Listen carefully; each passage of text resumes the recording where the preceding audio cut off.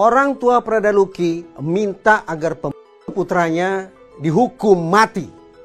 Diduga para pelaku sudah melakukan perpeloncoan. Tapi kata ini, perpeloncoan ini tidak ada di dalam KUHP.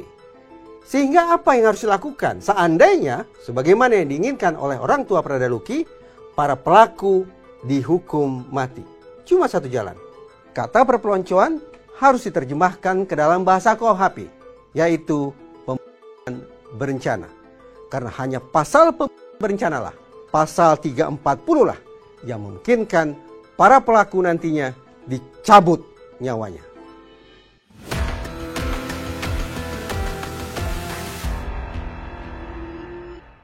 Kata perpeloncoan bisa kita sinonimkan dengan hazing ataupun bullying.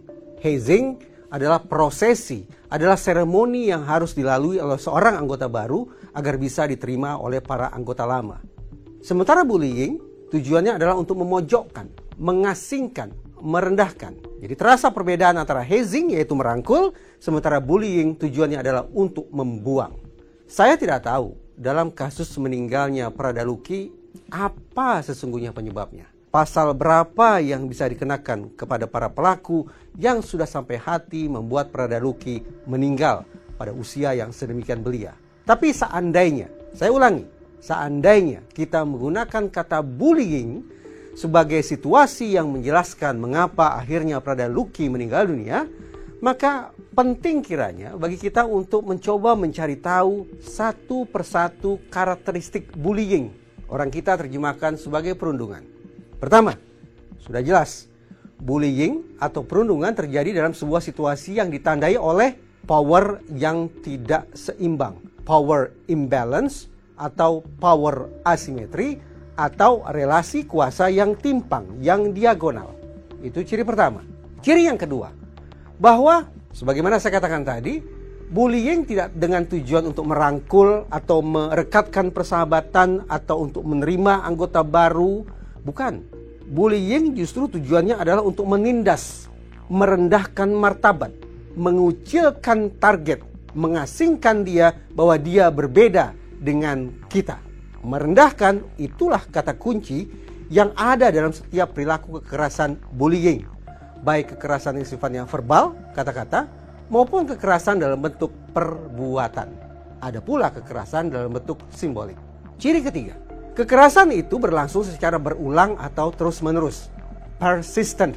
Tidak hanya sekali, tapi 2, 3, 4, 5 kali dan seterusnya, korban bullying diperlakukan serendah-rendahnya oleh para bully, oleh para pelaku perundungan.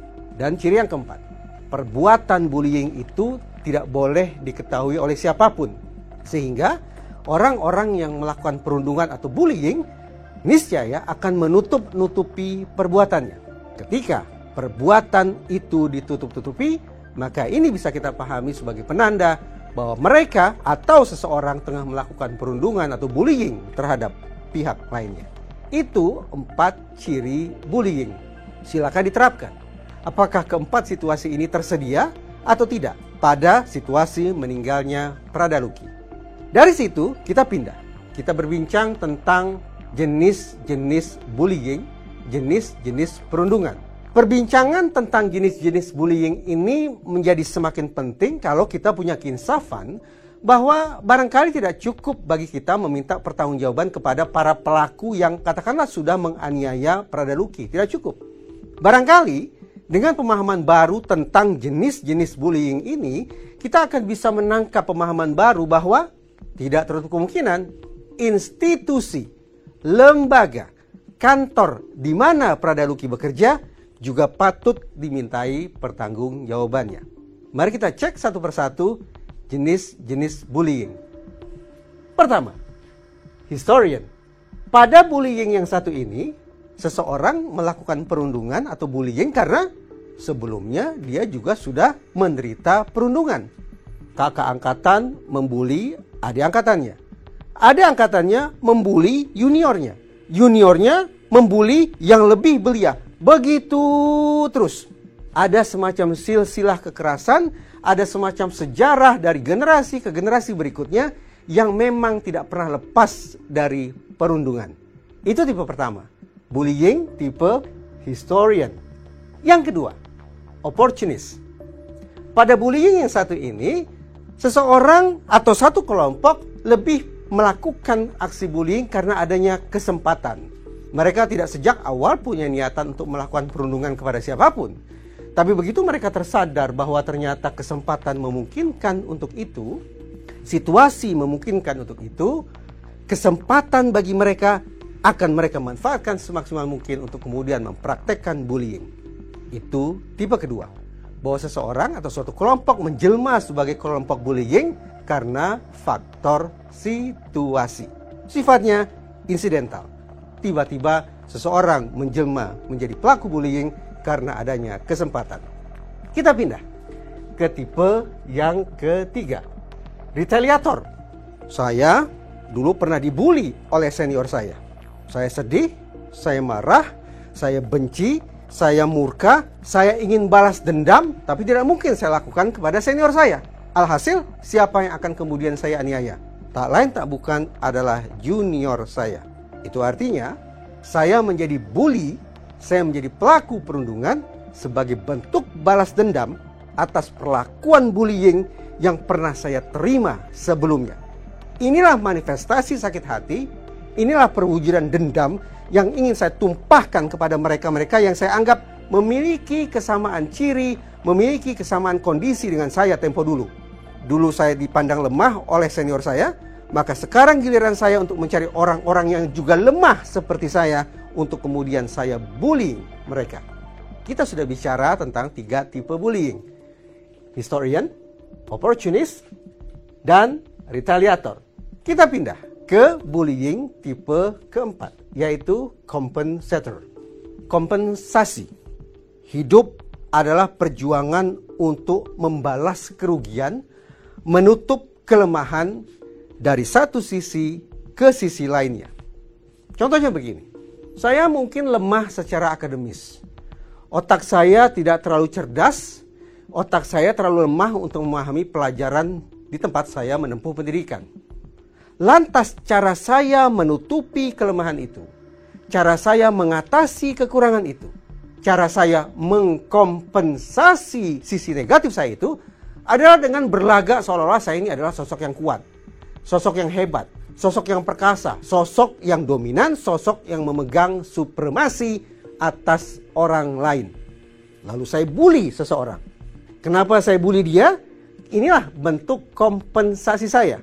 Agar saya tidak tampak sebagai orang yang lemah, agar saya tidak terlihat sebagai sosok yang tuna, agar saya tidak terkesan sebagai orang yang tidak mampu berbuat apa-apa, sehingga saya menampilkan kekuatan dengan cara-cara yang ekstrim, dengan cara-cara yang salah, dengan membuli orang lain.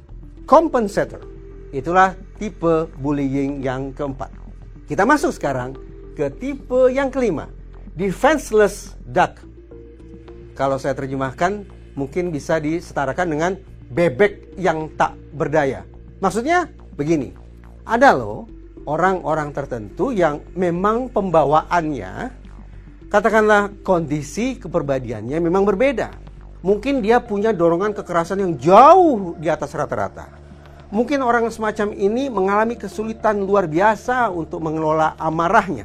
Kondisi kepribadian yang berbeda itu, bahkan yang mungkin terkesan sebagai kelainan itu, itulah yang melatar belakangi kenapa kemudian saya menjadi pelaku perundungan. Tapi jangan terlalu khawatir, dan tidak perlu juga terlalu didramatisasi. Karena pelaku bullying tipe kelima, yang dari sononya, yang pembawaannya, yang tabiatnya memang seolah berbakat menjadi pelaku perundungan, jumlahnya hanya 4% saja dari total populasi. Jadi kalau kita berandai-andai, anggaplah para pelaku perundungan terhadap Pradaluki adalah mereka-mereka yang termasuk dalam tipe yang kelima.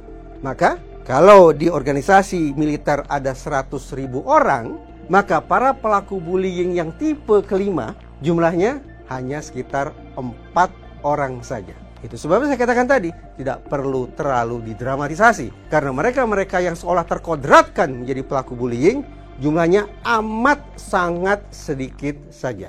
Defenseless duck bebek yang tak berdaya, itulah tipe bullying yang kelima. Kita masuk sekarang ke tipe bullying yang terakhir, yang keenam. Infant.